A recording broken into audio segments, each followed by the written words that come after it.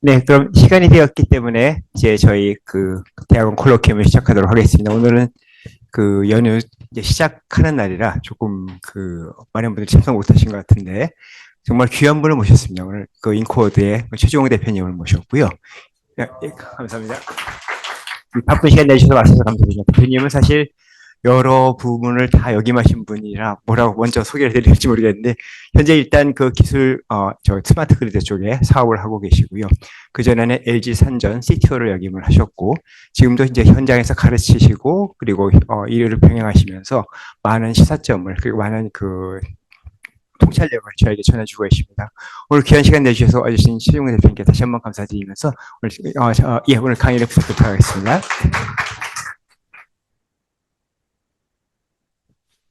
네, 반갑습니다. 예, 오늘은 에너지 인공지능이라는 게 타이틀은 아니고요. 사실은 인코아드라는 회사의 스토리를 조금 이야기를 하면 될 것 같아요. 그러니까 기술을 가지고 어떻게 비즈니스로 연결을 해서 비즈니스화시키고 프로핏을 창출하고 레비뉴를 만들어가는지 그 과정을 한번 조금 설명드리면 되고 또 그냥 하면 또 재미가 없잖아, 그죠? 그래서 처음에 시작해갖고 창업할 때 했던 아이템은 망했고 망해서 중간에 한 5년 동안 어, 헤매다가 5년 정도 지나고 피봇을 했어요. 그래서 지금 피봇한 사업 갖고 지금 하고 있다라고 보시면 될 것 같아요. 그래서 성공과 실패를 같이 보시면서 아마 오늘 이야기를 좀 제가 좀 전달을 드릴까 하고요. 예. 제가 이게 창업을 2013년에 했는데 대기업의 사장 되면 보통 저 사표 잘 안 내는데 그죠? 네, 대기업 사장 냈는데 1년도 안 돼서 사표 던지고 나와버렸어. 그리고 창업해버렸어요. 그래갖고 제일 싫어하는 사람이 누구였을까요? 갑자기 연봉이 12분의 1로 깎여. 그러니까 이제 와이프가 기절하는 거죠. 그래서 어쨌든 내가 하고 싶은 대로 재밌는 게 이제 와이프를 제가 19살 때 만났거든요.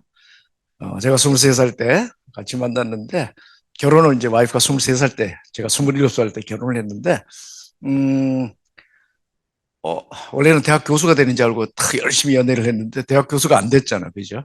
안 되는 바람에 기업을 가니까 약속을 하래. 나보고. 사장까지 돼야 된다고. 그래서 알았어. 그래서 그때는 아무것도 생각 없이 그냥 열심히 하면 사장 되는 줄 알았어요. 그래서 대기업에 갔다가 31년 만에 사장이 됐죠. 대신 그때 내가 조건을 걸었어. 사장 되고 나서 그다음부터 내 마음대로야. 당신이 원하는 목표까지는 내가 도달할게. 그렇게 해서 사표를 사장 되자마자 10개월 지나고 그래서 사표를 던지고 나와. 가지고 인코아라는 걸 창업을 했어요. 창업을 했는데 사실 창업하고 싶어서 한 게 아니고 원래는 KT라는 회사에서 에너지 사업을 하고 싶어서 그쪽에서 스카우트 제의가 있어가지고 그쪽 사장으로 가기로 돼 있는데 갑자기 회장님이 감옥을 가셨어. 구속이 되셨어. 그런 바람에 어쩔 수 없이 창업을 했는데요. 지금 생각해 보니까 참 이게 보통 여기 지금 오늘 와 계신 분이 그 세종시의 부시장을 하시다가 또 그전에는 뭘 하셨냐면 엑셀러레이터 한국 엑셀레이터 회장을 하셨어요. 여러분들 벤처들 창업하고 있는데 굉장히 경험이 많은 분이고 그래서 오늘 좀 와서 같이 좀 듣고 이야기합시다 이래서 오시라 그랬고요. 그래서 해보니까 이게 장난은 아니구나. 제가 해놓은 것 중에서 가장 이 주변에 가까이 있는 게 하나 있어요. 한국전력 RTDS라고 여기 한국전력 연구원 있잖아요. 거기에 가면 슈퍼컴퓨터가 있습니다. 그러니까 우리나라의 전력 개통 시뮬레이션 하는 슈퍼컴퓨터가 제가 있을 때 26대였는데 지금 패러렐 컴퓨팅을 하는 거죠. 지금은 아마 80대 정도까지 해서 개통을 모의하는 게 있는데 그거를 제가 그 플랫폼을 만들었어요. 그래서 그 주변에 그걸 했던 기억이 나고요. 어쨌든 뭐 넘어가겠습니다. 그러다가 안 넘어가는데 제가 투잡이라 그랬는데 한국공학대학에 지금 석좌 교수를 같이 겸하고 있고요.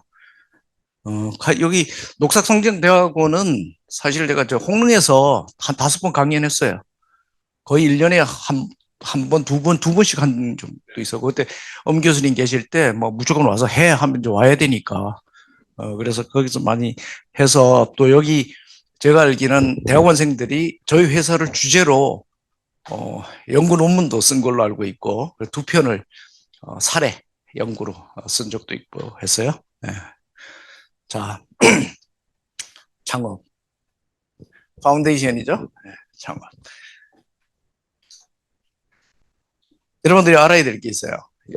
한국에서 창업을 하면 대기업 사장이나 이런 에서 겉에 보이는 모습이 되게 거칠애가 멋있어 보이면 어, 투자도 잘해주고 그러잖아, 그렇죠?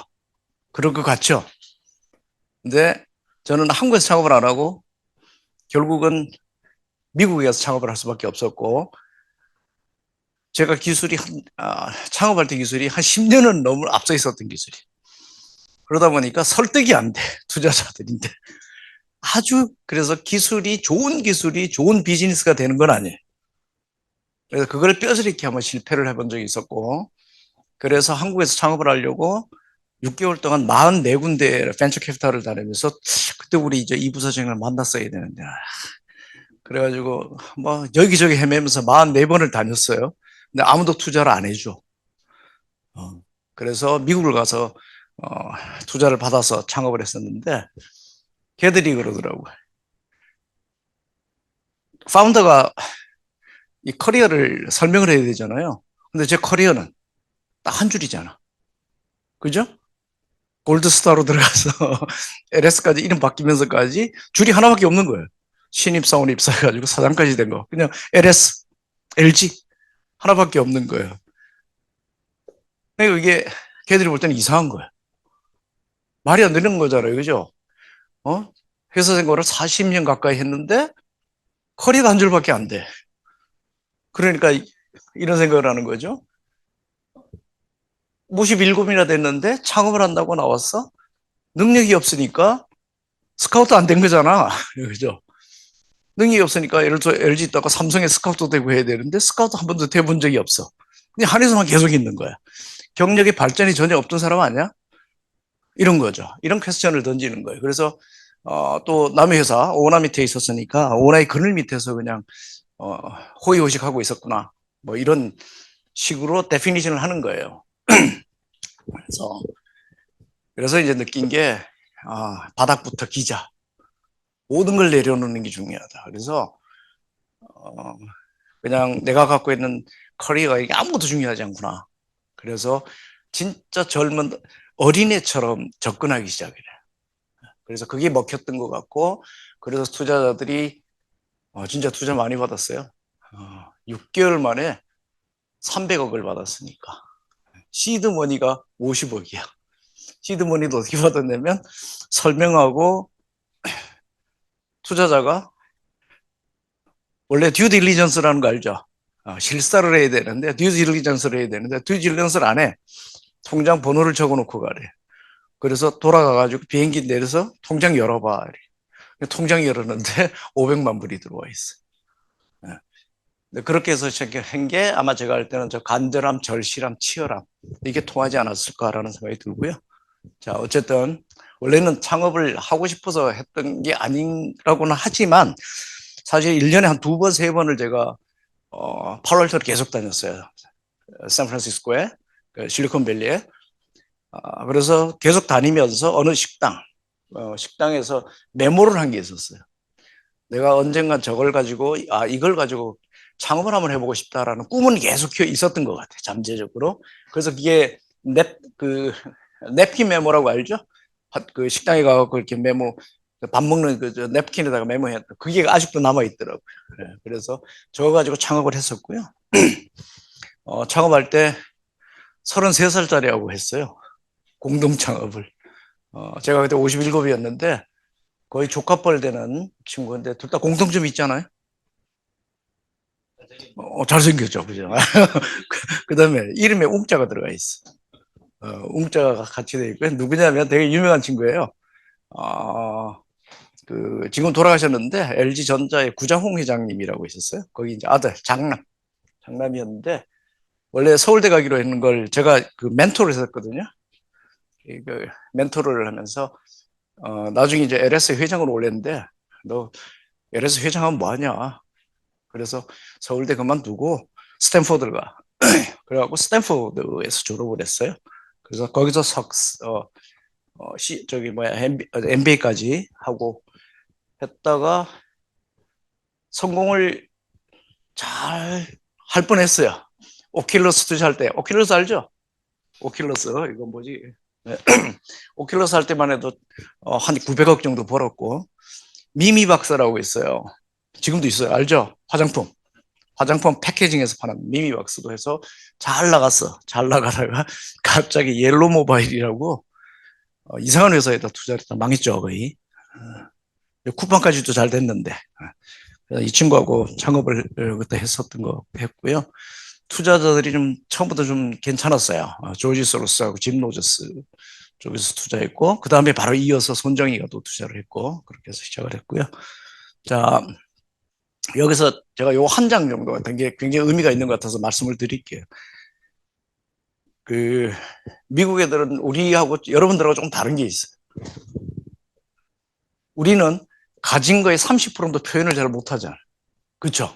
그래서 아마 엄 교수님이 그거 가질 것 같은데 굉장히 챌린징 할 수 있는 IR 피치를 할 수 있는 능력을 가르치는 게 굉장히 중요하다.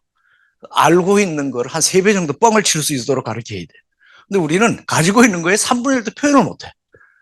그래서 미국 애들 IR 피치 하면 엄청 어그레시브 합니다. 공격적이고 막 거짓말 사기꾼 같아.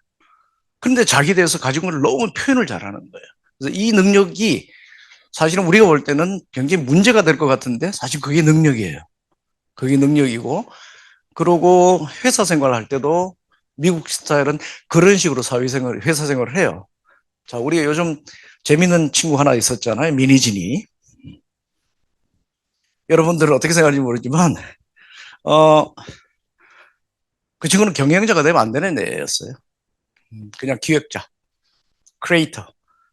그 위치에 있어야 될 친구였는데, 사실은, CEO를 시킨 바람에 아마 그 일이 생긴 것 같고, CEO가 생기니까 이제 자기가 하고 싶은 데를 못 하잖아. 그죠? 이사회라는 데 얽히고. 그러니까 자기가 하고 싶은 걸 다른 데를 못 하다 보니까, 뭔가 경영에 오너십을 내가 확보해야 되고 이러니까 탐욕이 생기는 거예요. 탐욕이 생기고. 그래서 자기를 어필하는 방법을, 다른 방법이 없잖아요, 사실. 그죠? 지분도 18%밖에 안 되지. 그러니까 내가 할 수 있는 방법이 없으니까 그 수단의 방법을 지금과 같은 방법을 쓴 거예요, 사실은.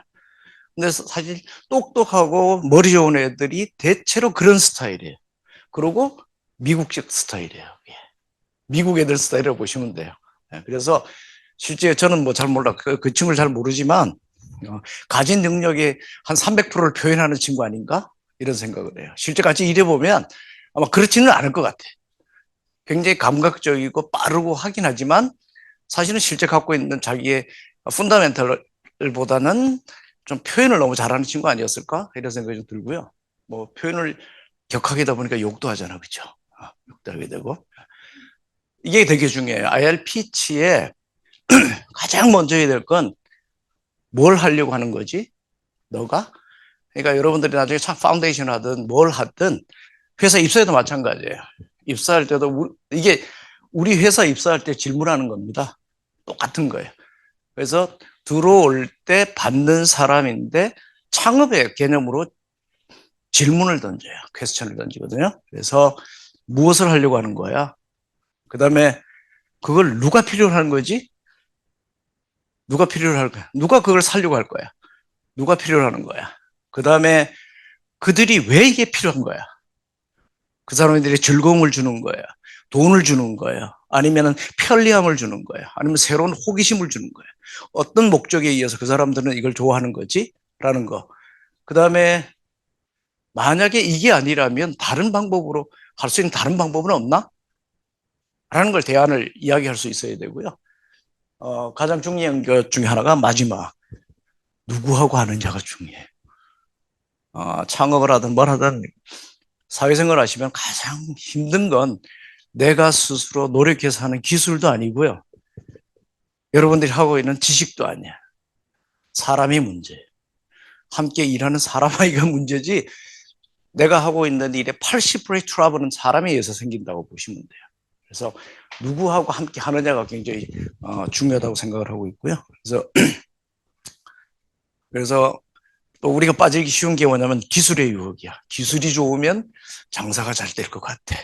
그죠? 기술이 좋으면 누가 못 따라오니까 내가 독점할 수 있을 것 같아. 모노폴리 할 수 있을 것 같아. 근데 이게 기술에 대한 템테이션이에요. 유혹인 거죠. 그래서 제가 창업할 때 아주 멋있죠, 이게. 이게 계량기입니다. 어? 집에 가면 계량기 달려있잖아요, 집에. 그쵸? 계량기 너무 투박하잖아요, 그죠? 근데 계량기를 제가 1998년에 전자식 계량기를 제가 개발했어요. 한국에서 최초로. 그때 금성산전, 금성산전이네요. 이름이 금성계전이었나 산전이었나?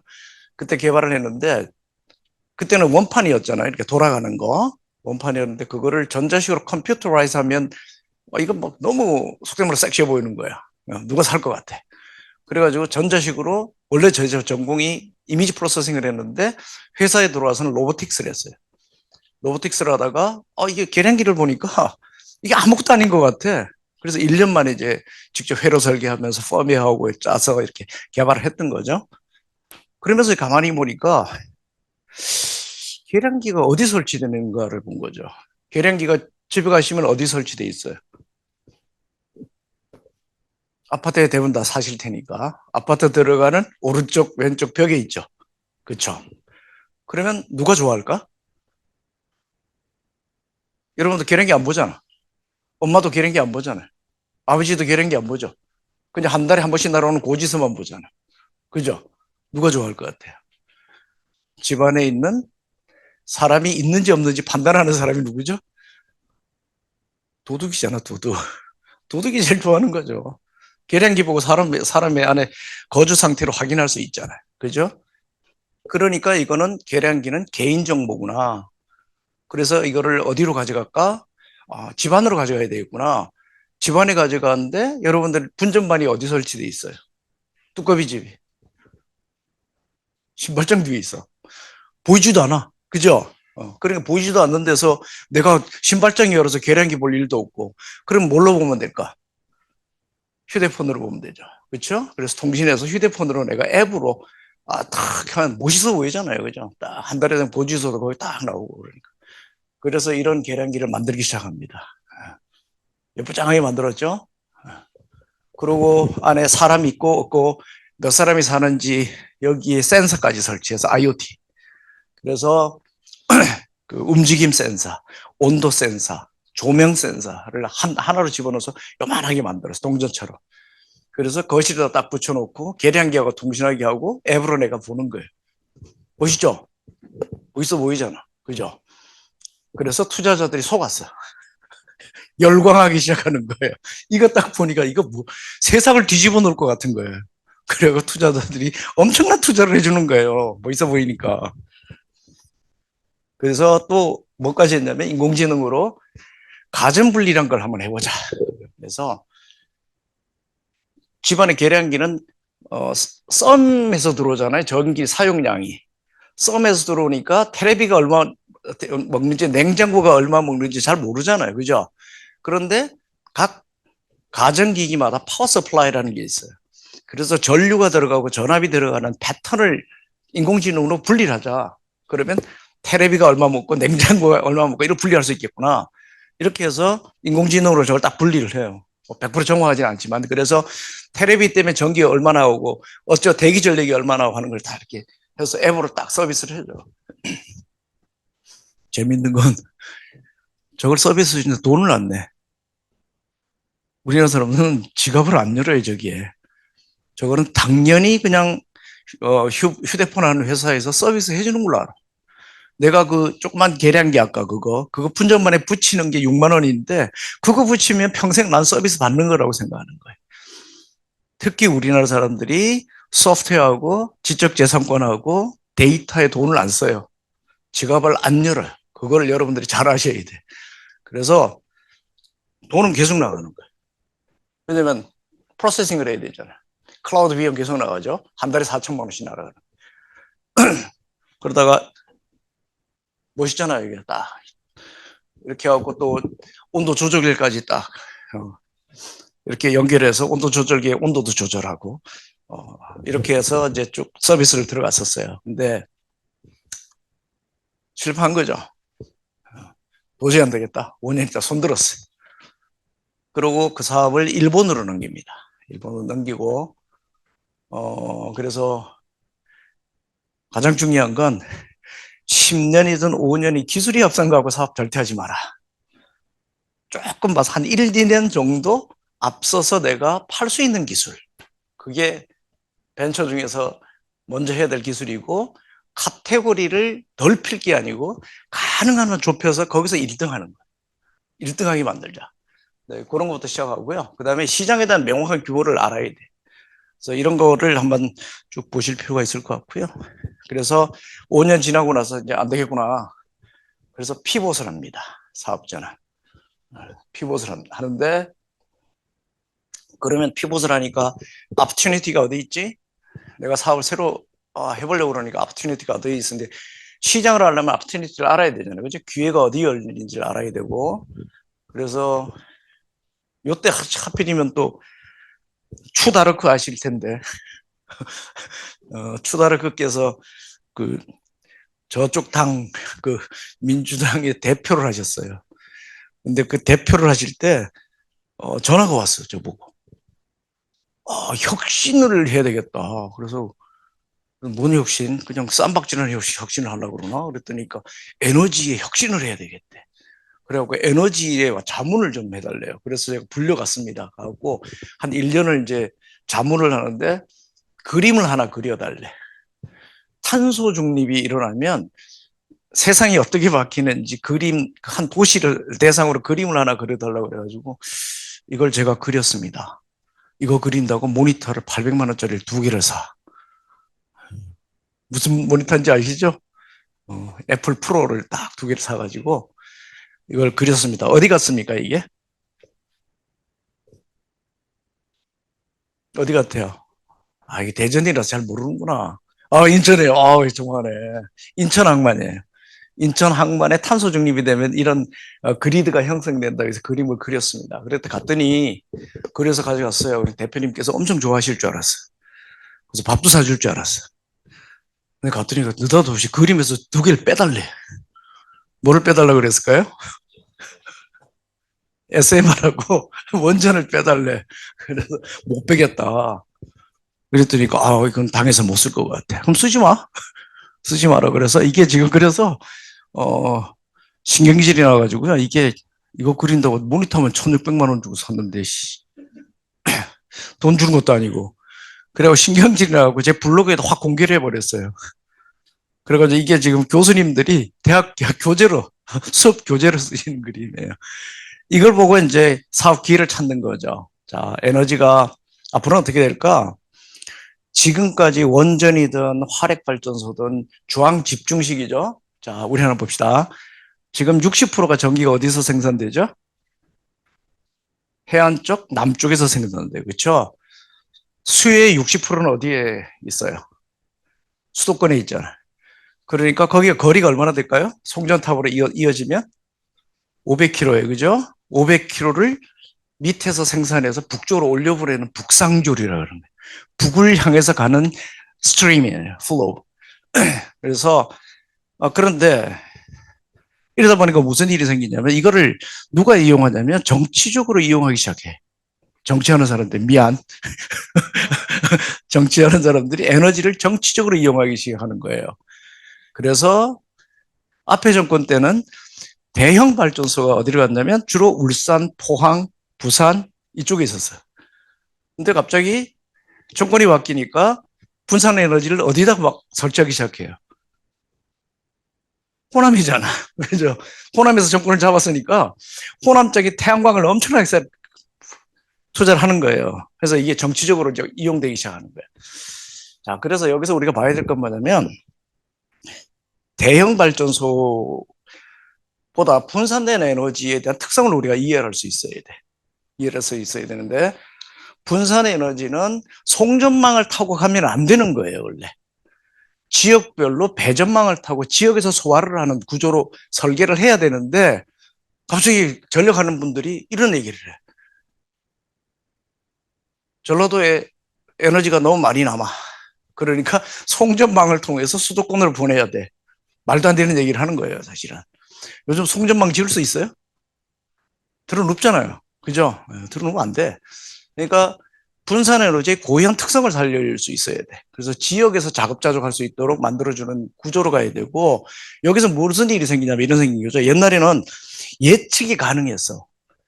그래서 우리나라에서 발전을 사업을 해서 전기를 팔아먹으려면 발전 사업자로 등록을 해야 돼요. 전력거래소에다가 거래소에 등록하는데 30개밖에 없었어. 그러니까 중부발전, 서부발전 뭐 쭉쭉 해서 6개밖에 없잖아요, 발전회사. 거기다 민간발전소 IPP들이 있잖아요. 그래서 그런 애들 딱 이렇게 딱 뭐 GS 무슨 뭐 두산 이렇게 딱 하고 나면 한 30개 돼. 그런데 재생에너지도 내가 등록을 해야 되잖아, 발전사업자라고. 그렇죠? 지금 전력거래소에서 발전사업자가 몇 개 등록돼 있을까요? 5천 개가 넘었어요, 벌써.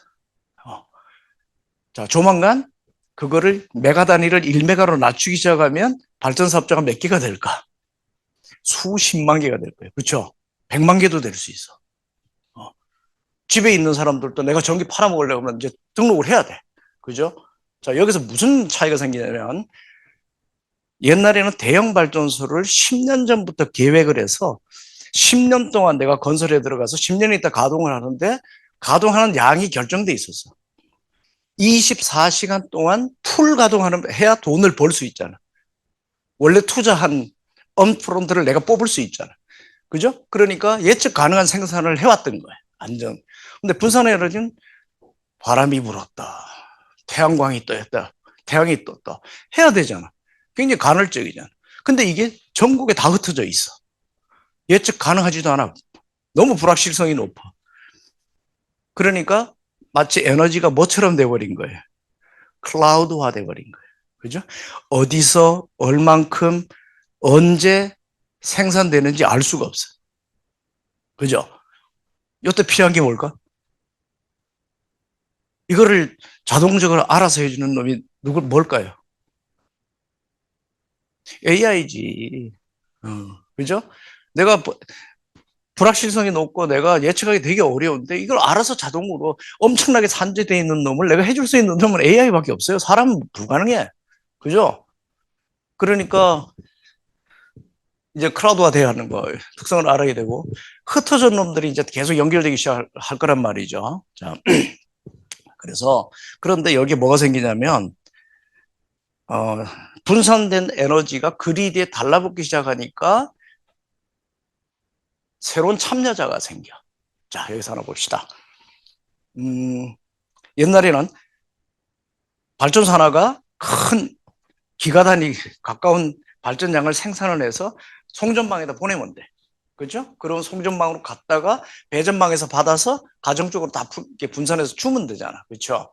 근데 분산 에너지는 작은 놈이 산재되어 있는 거예요. 근데 이거를 에너지는 내가 팔아먹으려고 그러면 어디로 가져가야 돼요? 전력 시장으로 가져가야 되잖아. 그렇죠? 전력 시장이 컨트롤하는 데가 어디예요? 전력 거래소잖아. 그렇죠? 우리 주식하고 똑같은 거예요. 그러니까 작은 자원들을 시장에 가져 누구하고 싸워야 돼? 대형 발전소하고 싸워야 되잖아. 그죠? 화력 발전소나 원자력하고 싸워야 돼.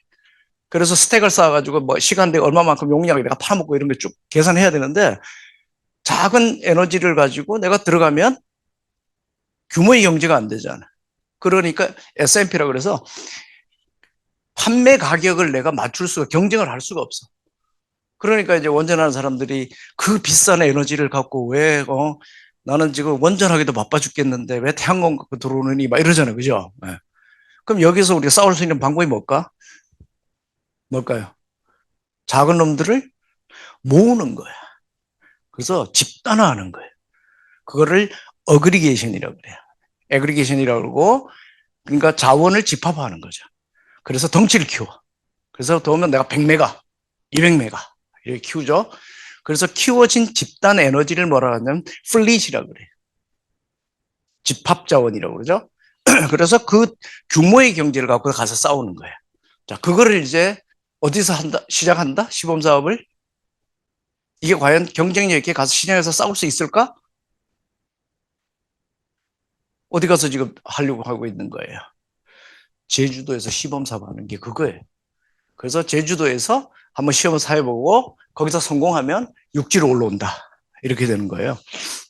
그래서 제주도에서 뭘 해야 되냐면 작은 자원들을 모아서 큰 대형 발전에서 나오는 자원들하고 어떻게 내가 컴페티티브 할 수 있느냐. 경쟁력을 어떻게 확보할 수 있지? 라는 게 우선 딱 띄는 게 있죠. 첫 번째 뭘 해야 돼? 간헐성 에너지니까 예측을 잘해야 되잖아. 그렇죠? 정확하게 어느 시간대에 얼만큼 내가 생산하는 걸 예측할 수 있어야 되잖아. 옛날에 대형 발전은 예측이 필요 없어요. 그죠? 그냥 뭐 생산하면 되는 거니까. 24시간 생산하는 거니까.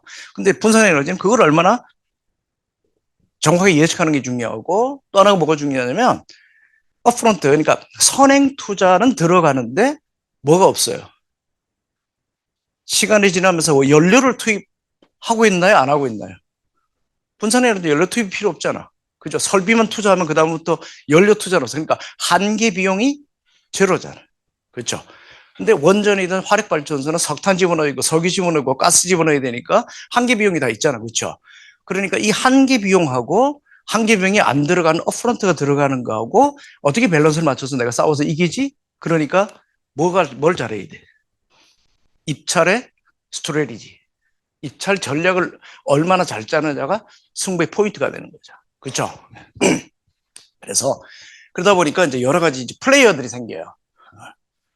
뭐 여기서 이거 하나만 갖고도 한 1시간 해야 되는데 그냥 넘어갈게요. 어쨌든 자, 근데 여기서 또 우리가 이제 고민할 게 있어요. 한국전력이 계속 적자가 나는 거죠. 앞으로 더 날 거예요. 망할 수도 있어. 네, 망할 수도 있어요.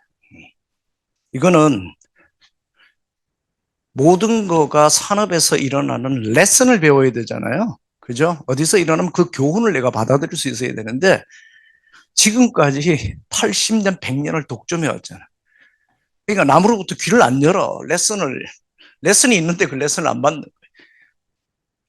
전력망으로부터 모든 건 우리는 전력망에다 모든 발전원이 연결돼야 된다고 사고를 갖고 있어요. 그죠? 그래서 항상 연결돼 있다가 필요하지 않을 때 자르는 거야. 그죠? 근데 역발상을 하면 되잖아. 전력망에 안 붙여, 내가. 그랬다가 전력망을 통해서 어느 지역이나 어느 시간대 전기가 필요하다 할 때 전력망에 연결시켜주는 구조로 가면 되잖아.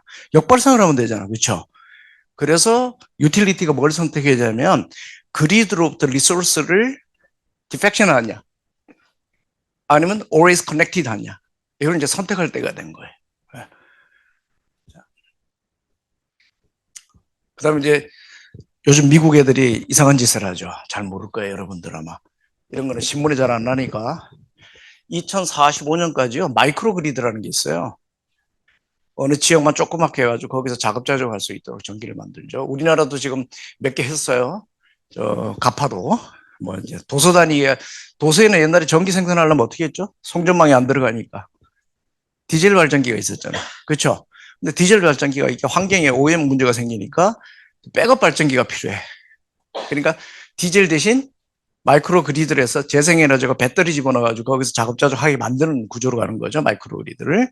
근데 그거는 우리는 지금까지는 큰 발전기나 환경을 저해하는 배출하는 발전기에 백업 발전기로만 생각했던 거예요. 그걸 마이크로 그리드라고 생각했던 거죠. 근데 미국 애들이 이 사고를 바꿔.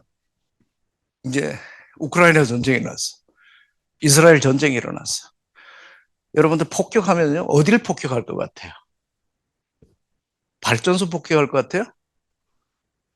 우리가 생각할 때 발전소 폭격할 것 같잖아. 거의 발전소 폭격 안 합니다.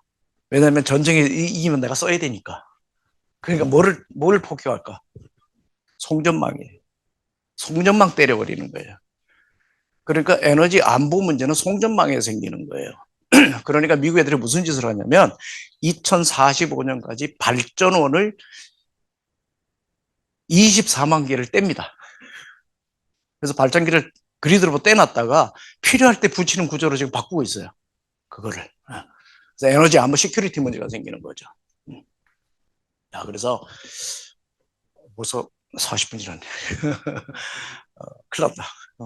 그래서 이제 창업을 합니다. 이런 건 이제 opportunity를 분석한 다음에 창업을 하고, 그래서 이제 회사를 어떻게 운영을 할까? 가만히 생각하니까 이걸 피봇할 때 제가 62살이더라고요.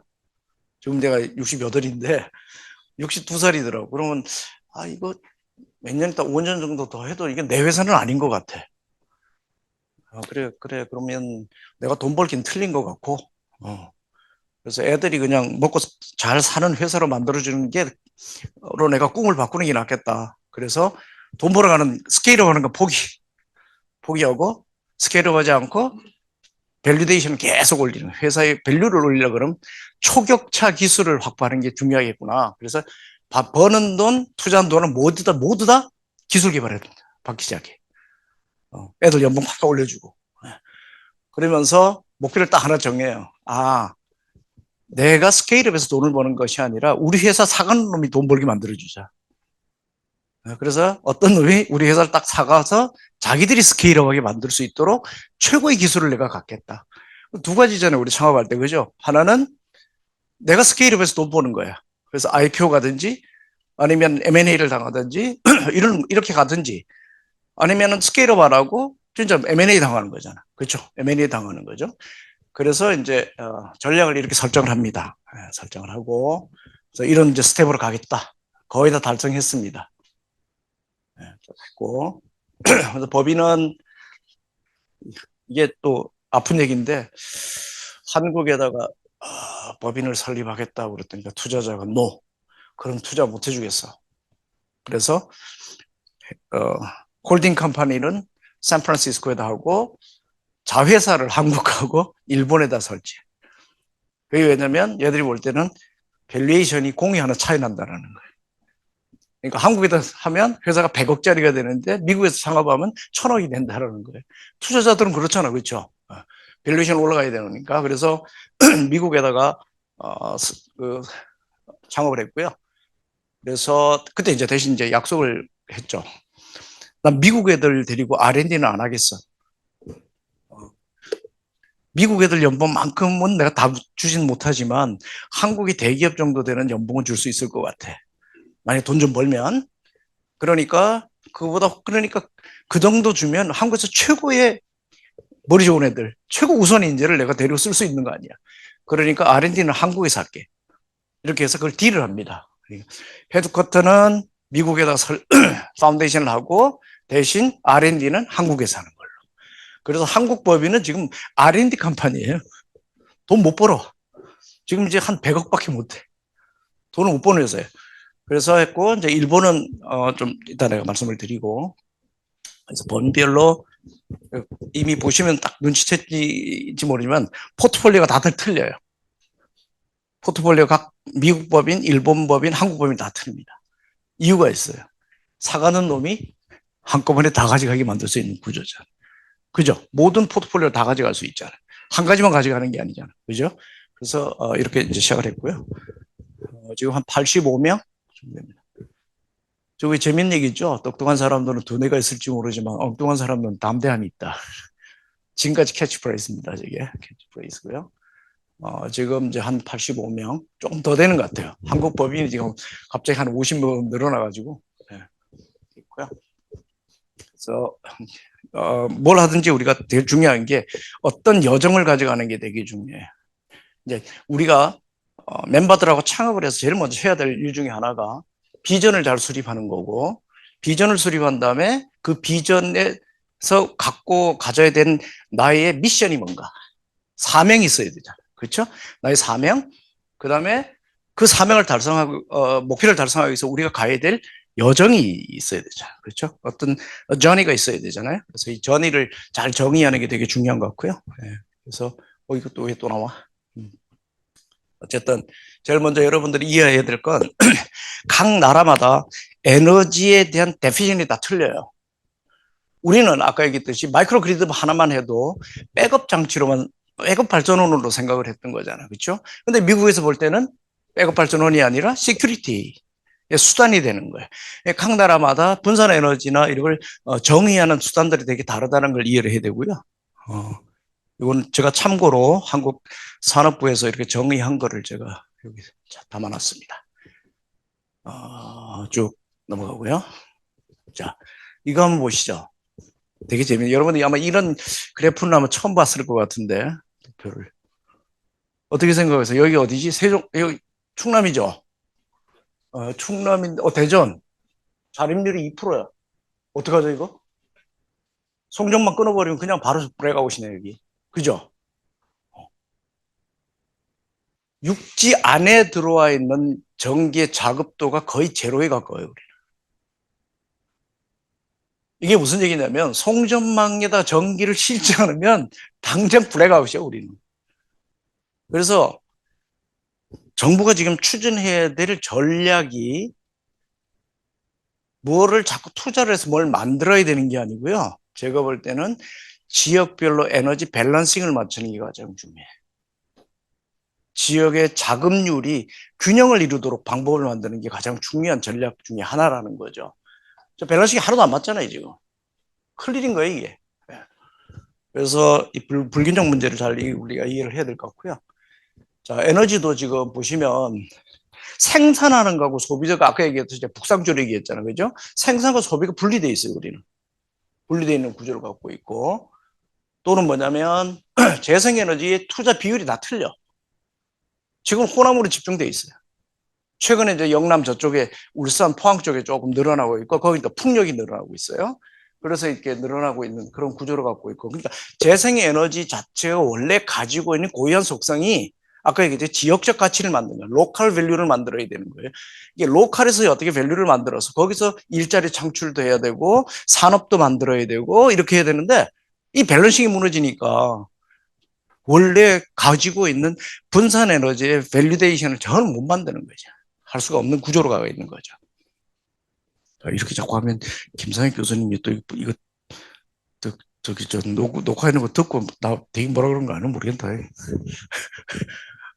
어쨌든 자 재밌는 게 생겼어요. 요즘 제 고향이 여기입니다. 제 고향인데요. 작년 불이 났어요. 근데 이 불난 거가 우리나라 지금까지 불난 거하고 완전히 틀려. 지금까지 화재는 우리나라는 인재가 많았어요. 그죠? 담배꽁초나 등산객이나 이렇게 불이 났잖아요. 여기 불은 그게 아니에요. 전봇대가 무너졌어요. 바람 때문에 전봇대가 무너져서 불이 난 거예요. 즉 자연재해에 의해서 화재가 난 거예요. 미국에서는 80%가 자연재해 때문에 화재가 일어나잖아요. 산불. 이게 처음 이제 이런 게 발생하는 거죠. 앞으로 이제 점점 더 심하죠. 자, 여러분들이 지금 그 야채값 올라가지고 그 뭐 이번 정권 총선에서 누가 이겼잖아요. 그죠? 그 뭐죠? 그 대파 뭐 이런 거. 대파가 왜 정권의 문제지 그게? 제가 볼 때는 자연재해 문제잖아요. 그죠? 지금 야채나 과일이나 생산이 제대로 안 된 건 자연재해적인 문제잖아요. 자연에 의해서 지금 생산량이 부족한 거예요. 그러다 보니까 가격이 올라갈 수밖에 없는 구조죠. 점점 더 심해질 거라는 거죠. 자연재해에 의해서 일어나는 문제들이. 자, 어쨌든 제주도에서 이런 걸 합니다. 이제 해요. 쭉 넘어갈게요. 이거. 가장 중요한 건 아무리 기술이 중요하지 않다고 사업 입장에서 볼 때는 기술은 수단이다라고 제가 말씀은 드리지만 펀더멘털을 이해하는 게 되게 중요합니다. 기술을 여러분들이 하는 기술을 정확하게 펀더멘털을 들어가서 맥락까지 이해하지 못하면 비즈니스를 멋지게 할 수가 없어. 깊이 있으면서 초격차를 이뤄낼 수 있는 거는 결국은 뭐냐? 코어 컴피턴스잖아요. 코어 컴피턴스는 어디서 나오는 딱 두 가지예요. 영업 잘하든지, 그죠? 가고 사기 이거 말 잘하든지. 두 번째, 완벽한 기술을 갖고 있든지. 그러니까 펀더멘털을 아는 게 굉장히 중요해요. 그래서 내가 되게 부러워하면서 내가 이것 때문에 내가 운영한 게 블로그를 운영하는데 지금 한 4만 페이지 정도 올려놨어요. 앞으로 40만 페이지가 제 목표인데 기술을 다 공개합니다. 그러니까 미국 애들이 무서운 게 이런 거예요. 이게 세파라는 사이트고요. 사이트에 들어가면 그 전기공학에 관련된 펀더멘털 자료를 다 공개를 합니다. 그리고 데이터도 공개. 우리는 한국전력이 딱 틀어막고 데이터 안 주잖아. 그죠?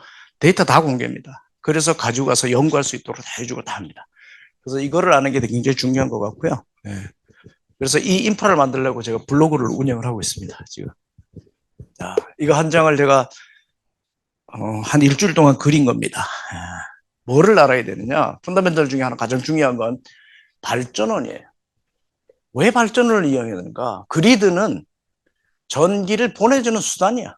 연결한 선이야. 근데 전기를 만들기 전 에너지를 만드는 건 제너레이터잖아요, 어차피. 그렇죠? 근데 제너레이터가 옛날처럼 연료를 쓰던 제너레이터가 있었잖아. 연료가 석탄, 석유, 가스, 그다음에 원자력 이런 연료를 썼고, 근데 전기 에너지는 몇 차 에너지인지 아시죠? 자, 연료를 쓰는 전기는 몇 차 에너지예요?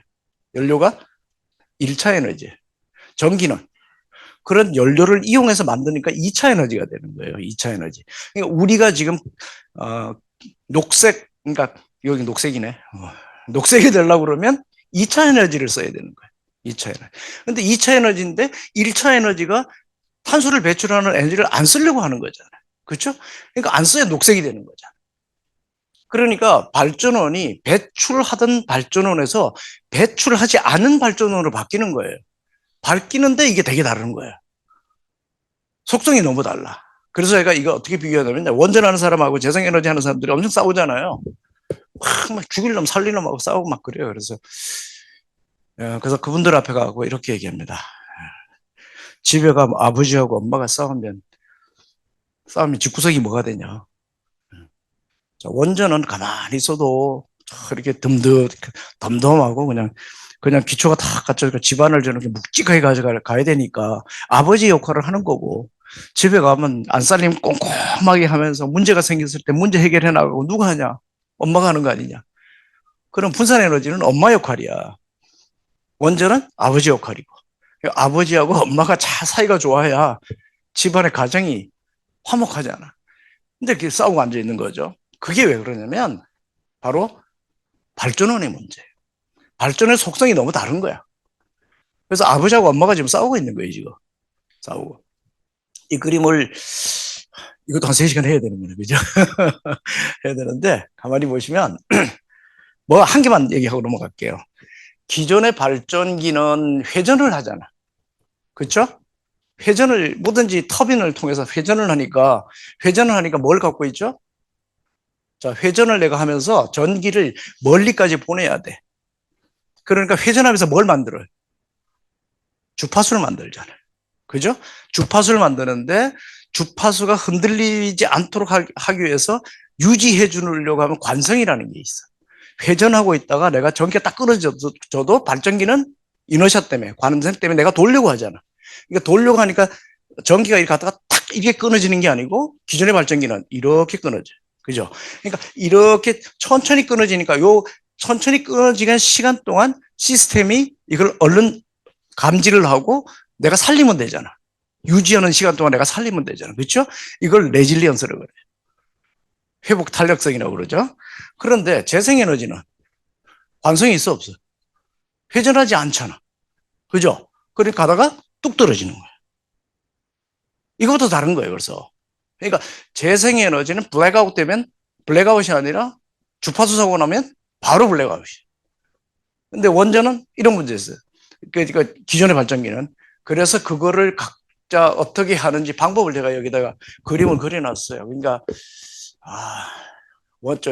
재생에너지라고 그래서 이게 그냥 사고가 나는 게 아니야. 재생에너지 하는 애들은 너네 원전하고 다른 게 있어. 원전은 IT나 인공지능을 잘 이해하지 못하잖아. 너희들은 그냥 기계적이잖아. 그냥 카이네틱 에너지를 갖고 다루는 애들이잖아. 근데 재생에너지 하는 애들은 인바타라는 게 존재하고 있고 전력전자와 인공지능이 있어. 그래서 그거를 통해서 가상적인 걸 만들어갈 수 있어. 그래서 조금 사고가 나더라도 버처럼 걸 만들어서 마치 관성이 있는 것처럼 그리드에다 내가 신호를 주면 되는 거 아니야. 그런 식으로 이제 그 AI, 그러니까 이런 그림 있어요. 조금 보여줄게. 그냥 넘어가고요. 이다 끝이 없겠다. 그 전력을 하는 사람들 중에요, 전력 개통하시는 분들이 계세요. 카이스트는 전력 개통 안 하는 걸로 제가 알고 있는데, 그렇죠? 저는 그리드 개통이 아마 없는 걸로 알고 있어요. 옆에 충남대 가면 그게 있는데, 전기공항에서. 그러니까 전력 개통하시는 분들이 얼마 전까지만 해도 폼을 엄청 잡았어요. 왜냐하면 권위가 있어. 자, 이게 왜 그러냐면 전력망에는 주파수라는 인자가 있고 전압이라는 인자가 있고 또 뭐 관성이라는 인자가 있잖아요. 그렇죠? 이거가 기존의 계통에서는 전압을 흔들면 주파수가 흔들려. 주파수를 건들면 관성이 흔들려. 이게 서로가 종속적 변수야. 종속적 변수였던 거죠. 근데 재생에너지가 딱 오면서 재생에너지는 종속적이질 않아요. 인버터가 주파수 따로 분리하고 전압 따로 분리하고 뭘 분리하면 관성 따로 분리해. 자, 그럼 여기서 한번 봅시다. 그러니까 옛날 전력 개통하시는 분들이 주파수하고 전압하고 이게 딱 연관이 돼 있으니까 노란 공책 갖고 갖고 칠판에다가 다 수학 공식 써가면서 다 하면 권위 있어 보이잖아. 그죠? 이제는 그게 필요 없어. 분산전원에서. 누가 할까요? 전력 개통하는 사람들이 아니라 그게 어떻게 연관되는 알고리즘을 이해하는 사람들. 그 다음에 그걸 가지고 뭐 하는 사람들? 코딩하는 사람들. 그렇죠? 저희 회사가 한국법인이 50명인데 전력 개통 둘밖에 없어. 이상한 회사죠. 16명이 알고리즘 만드는 애들. AI 하는 애들이고 나머지 다 코딩이에요. 없어. 전개하는 거 없어. 필요 없어. 왜냐면 원리만 알면 되잖아. 펀더멘털만 이해하면 되잖아.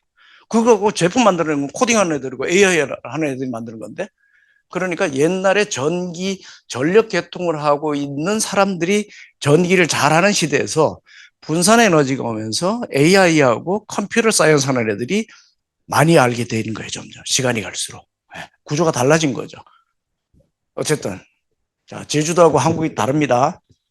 육지는 지금 2단계예요. 변동 에너지가 지금 조금 한 3%에서 15% 사이. 제주도는 지금 3단계에 들어가 있습니다. 그래서 제주도가 재생 에너지가 많아요. 그러니까 요즘 무슨 일이 생겼을까? 제주도는 육지에다가 빨대꽃을 넣고 살고 있어요. 그 HVDC라고 해서 제주도는 500메가 전기가 필요해. 500메가와트가. 근데 발전소가 30메가와트짜리 하나밖에 없어. 나머지 전기는 어디 갖고 와야 돼요? 육지에서 갖고 와야 되잖아. 그러니까 선을 연결해서 바다를 통해서 HVDC를 건너와요. 전기가. 그러다가 그게 건너고서 전기를 500메가를 충동하고 있었는데 갑자기 뭐를 많이 했다? 친환경적 도시를 만들겠다 그래가지고 분산 에너지를 막 때려박아 넣었잖아요. 그죠? 제주도에. 그러니까 뭐가 됩니까? 어느 시간대에 갑자기 전기가 많이 생산돼. 그럼 어떻게 해야 돼? 끊어야 되잖아. 그래서 그걸 커테일먼트라고 그래. 그걸 출력 제어라고 합니다. 그래서 그런 현상이 생기는 거죠. 뭐 이것도 그냥 쭉 넘어가고요. 자, 더 커브. 이것도 좀 여러분들이 이해해야 될 것 같고요. 자, 앞으로 이제 우리가 겪어야 될 일이에요. 평상시에 내가 전기를 요만큼 쓰고 있어요. 쓰고 있는데 오후가 11시, 12시부터 갑자기 태양광 발전량이 늘어나잖아. 그죠? 늘어나가지고 그리드에 연결돼 있어. 늘어나가지고 오후 한 6시까지 태양광이 살아있잖아. 그러면 이 태양광이 이만큼 생산이 더 되니까 이거 대신 뭐를 줄여야 돼? 기존의 발전원 그 원전이나 이걸 줄여야 될 거 아니에요. 석탄 발전을 줄여서. 그래서 밑으로 배가 내려오는 거 이렇게. 밑으로 내려오는 거 이렇게. 근데 6시, 7시가 됐어. 근데 태양광이 갑자기 팍 없어지잖아. 그런데 수요는 그대로 유지되고 있잖아. 그죠? 그러니까 기존의 발전원이 갑자기 뭘 해야 돼? 빠르게 내가 원래 수요를 따라잡아야 되잖아. 6, 7시에. 이거를 램핑이라고 그래요. 증간발이라고 그래요. 그래서 램핑하는 거가 속도를 못 따라잡으면 정전이 일어나는 거예요.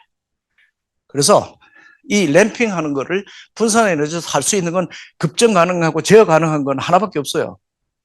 뭐가 될까? 배터리밖에 없어요. ESS. 그래서 ESS가 중요하다는 거예요. 근데 저 기능을 또 수행하려면 뭐가 중요하죠? 결국 예측도 잘해야 되잖아. 그죠? 데이터 어널리틱스를 잘해야 되잖아. 그러니까 AI 하는 사람, 데이터 분석가, 그 다음에 전력전자 하는 사람들. 카이스트가 전력전자는 우리나라에서 빵빵히 세잖아요. 그죠? 전력전자 거의 우리나라에서 제일 잘하는 데 아닌가? 그죠? 카이스트가 앞으로 전기를 제가 볼 땐 주름 잡을 수 있다고 봐. 전력전자 기술로 이제는 시장이 바뀌고 기회가 바뀌니까.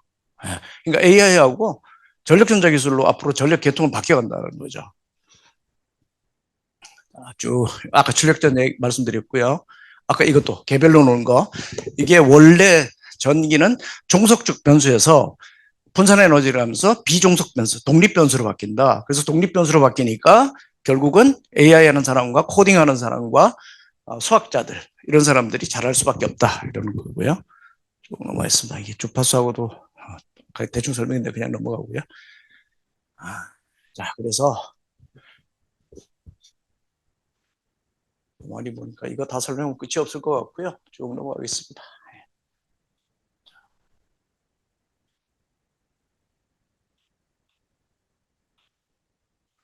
자, 여기서 요걸 설명을 해야 될 것 같고요.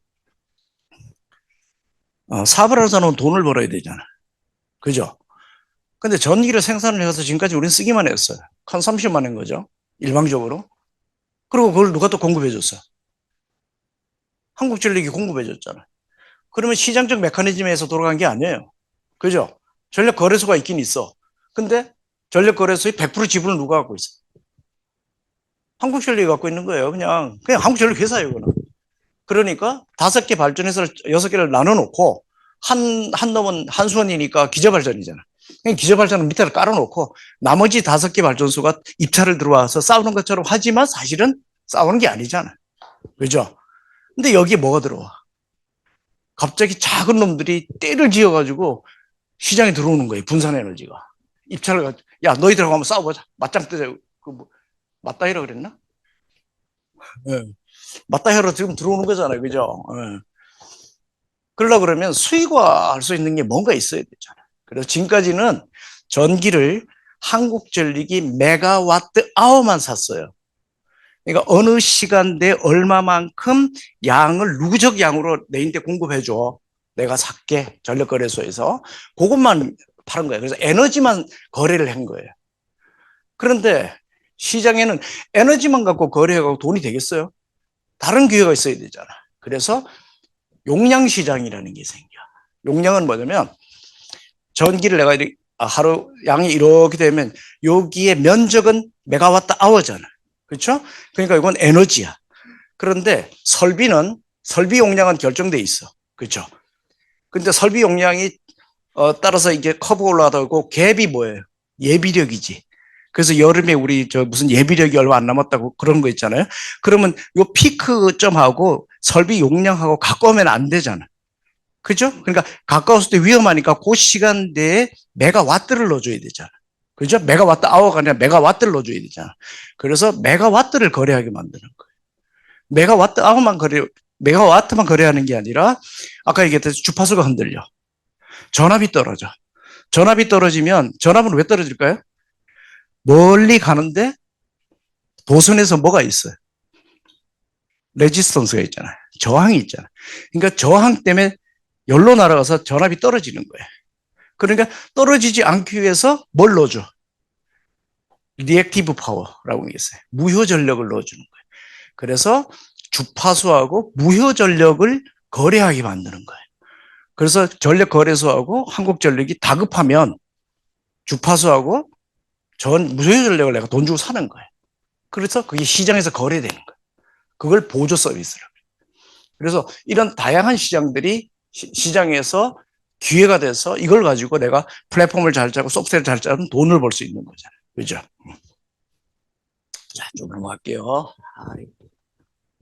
잘못해서 시간 1시간 더 주고 다 3시부터 할 걸. 넘어갈게요. 네, 넘어가고. 우리 그럼 뭔 짓을 하고 있는지만 설명하고 마칠게요. 이게, 포트폴리오를 어떻게 구성하는지 쭉 보시면 알 것 같고요. 쭉. 그래서 사업을 가상발전소라는 게 있어요. 버추얼 파워 플랜트라고. 아까 얘기했듯이 전원이 나는 발전소가 없잖아. 근데 나 발전 사업 할 수 있어. 뭐가 되면 되죠? 소프트웨어로 뭘 하면 돼? 아까 얘기했듯이 어그리게이션 하면 되잖아. 발전소 조그만 거 다 갖고 있는 애들이 있어. 걔들을 갑자기 내 플랫폼에다가 연결을 해서 내가 원하는 시간대에 디스패치 급전하게 해줘. 내가 제어하게 해줘. 라고 하면 그 자원들을 내가 모을 수 있잖아. 그렇죠? 그러면 난 발전소 없이 발전 사업을 할 수 있는 거잖아. 쉽게 말해서 소프트웨어 발전소를 가질 수 있잖아. 그렇죠? 이게 버추얼 파워 플랜트인 거예요. 가상 발전소. 그래서 가상 발전소를 통해서 사업을 지금 하고 있다고 보시면, 플랫폼을 갖고 사업한다고 보시면 되고요. 쭉 보시겠습니다. 자, 그래서 미국 법인은 아까 얘기했듯이 마이크로그리드 위주로 하고 있고요. 마이크로그리드인데 미국은 또 재미있는 비즈니스 모델이 있어요. 우리는 각 개별 빌딩이나 가정이 전기 그리드에 대해 직접 1대1로 다이다이로 붙어야 돼. 또 맞다이 또 나오네. 바로 붙어야 돼. 이게 법적으로 그렇게 돼 있어. 근데 미국은 그렇게 안 해야 돼. 10개 가구, 20개 가구 중에 한 놈이 내가 호스트가 될 수 있어. 그래서 내가 호스트가 계량기를 가지고 그리드에, 유틸리티에 전력망에다 연결을 해서 내가 계량을 하면 돼. 나머지는 99개 내가 커뮤니티를 형성해서 나를 통해서 거래하게 하면 돼. 그래서 그걸 커뮤니티 마이크라고 그래서 할 수 있어요. 그러니까 내가 돈이 좀 있고 시스템을 내가 투자할 수 있는 여력이 있고 그다음 네트워크를 가질 수 있으면 뭘 할 수 있겠어요? 호스트를 가지면서 자기가 커뮤니티 마이크로로 또 비즈니스를 할 수 있잖아요. 그죠? 그래서 이거는 직접 거래를 할 수 있는 그런 구조가 되어 있는 거고요. 그다음에 사실 마이크로 그리드 저희들이 회사가 한 8년 전에 했어요. 서울대다가. 서울대 70개 건물을 연결해서 마이크로로 연결을 했는데 서울대가 망했어. 왜 망했을까요? 배터리가 건물 안에다 집어넣었어. 근데 그 당시 배터리가 자꾸 화재가 났잖아요. 불이 났잖아요. 그래서 배터리를 정부에서 가동 못하게 해버렸어요.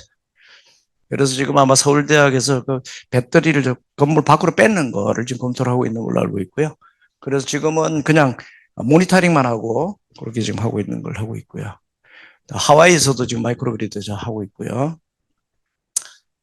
최근에 이제 LA에서 11개 사이트의 그 마이크로그리드 사이트를 수주를 했고요. 그랬습니다. 미국은 또 재밌는 게 있어요. 우리도 좀 그걸 했으면 좋겠는데 정치하는 사람 뭐 하는지 모르겠어. 앞으로 좀 하세요. 저기 마을마다 뭐가 있냐면 커뮤니티를 형성할 수 있는 센터가 있어요. 그래서 도서관이 있고요. 그 다음에 체육시설이 있어. 그죠?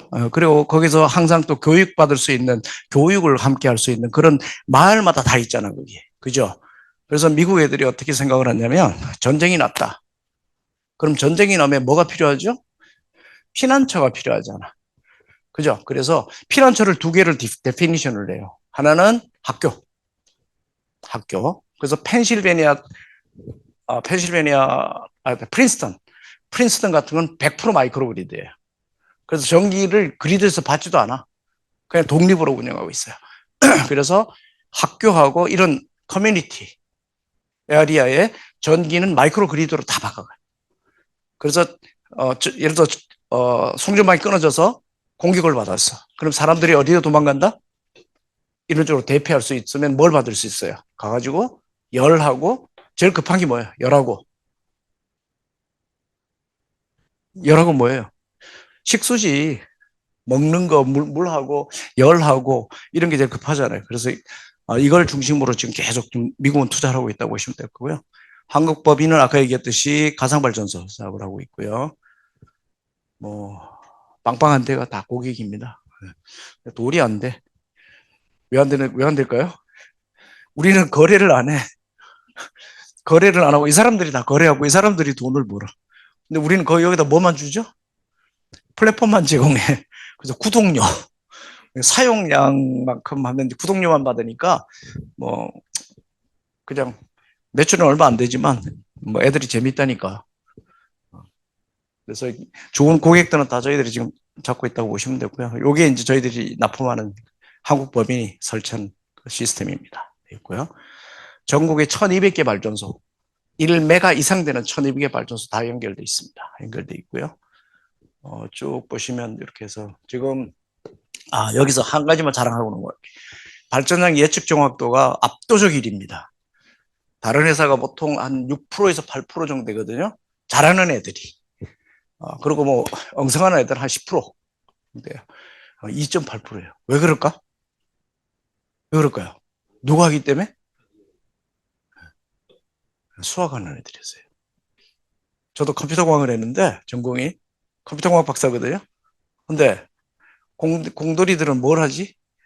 대체로 과정을 중요하게 생각 안 하고 결과를 갖고 하잖아요. 수학한 애들은 과정을 중요하게 생각해요. 그래서 알고리즘을 굉장히 과정 중심적으로 만들기 때문에 정교해요. 근데 보통 공학하는 사람들은 있는 것 갖다 쓰는 경우가 많잖아. 그렇죠? 응용을 하는 거죠.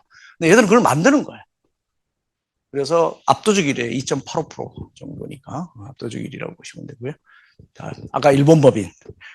한국에서 망했는데 일본에 가서 대박이 나버린 거예요, 이게. 한국에서 제가 5년 동안 10만 가구 정도 했거든요. 일본에 지금 가갖고 2년 만에 450만 가구예요.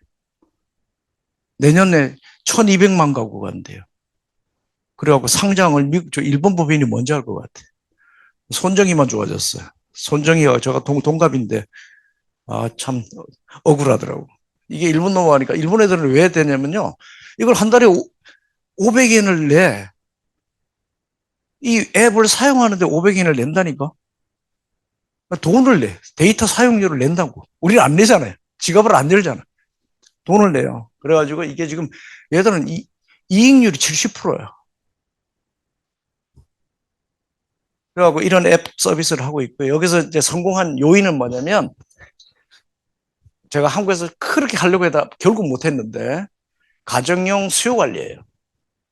가정용은 작은 전기지만 모아놓으면 많잖아. 그렇죠? 그러면 이 전기를 정부가 피크 때 예비력이 적어 라고 하면 지금 우리나라는 어디만 하죠? 어디 보고 전기 줄여달라 그래요. 공장하고 건물에다만 얘기하잖아. 그죠? 근데 일본은 어디다 하면 가정에다 뿌려버리고 앱으로.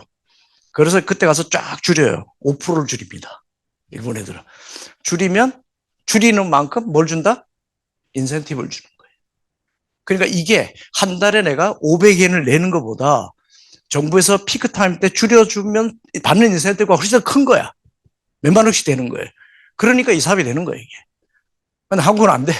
가정용 수요 관리 금지돼 있어요. 그래서 그거 갖고 지금 돈을 벌고 있다고 보시면 되고요. 뭐 거의 일본 다 먹고 하고 있습니다. 여기 이제 여기만 먹으면 돼 이제 여기만 다 먹고 있고 다 먹으면 아마 한 3천만 가구 정도 넘을 것 같아요. 네. 자, 여기 넘어가겠습니다. 가상발전소에 우리 포지션이 한 저쯤 돼 있다고 보시면 되고요. 에너지 거래 플랫폼의 그 지적재산권도 세계 랭킹 안에 지금 들어가 있습니다. 국제 특허를 84개를 갖고 있으니까 잘 가고 있고요. 그 다음에 2019년 미국의 10대 전력 솔루션 기업으로 선정된 바 있고요. 손정희가 키우는 에너지 벤처 2개 중에 하나. SB 파워라고 하나, 이건 저 소매 사업 하는데요. 하고 우리 회사 여기 들어가 있고요. 그래서 지금 손정희한테, 근데 뭐 손정희 투자를 잘, 뭐 귀재는 아닌 것 같아. 300개를 벤처를 투자했는데 유일하게 흑전하는 회사가 하나밖에 없어요. 어딜까요? 인콰도밖에 없어. 그래서 299개가 적자예요. 근데 올해부터 정신 차린가 봐요. 정신 좀 차려가지고 갑자기 또 에너지를 좀 투자하겠다 이러고 있는 것 같습니다. 재미 본 것 같아. 인콰도 때문에.